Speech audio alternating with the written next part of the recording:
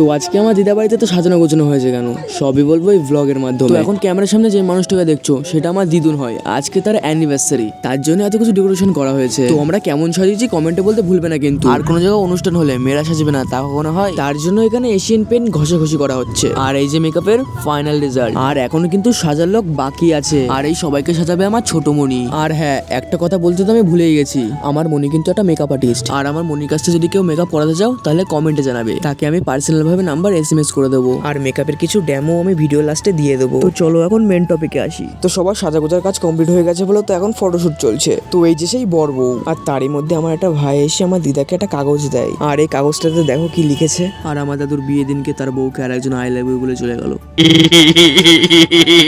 কিছুক্ষণ এরকম ফটো মটো তোলার পর আশীর্বাদের কাজ শুরু হলো। আশীর্বাদ শেষ হয়ে তারপরে মালা বদল, তারপরে সিঁদুর দান, এবার অ্যানিভার্সারির কেক কাটা। এবারটা 33 বছরের অ্যানিভার্সারি কমপ্লিট। তো এই যে আমাদের নতুন কোণে।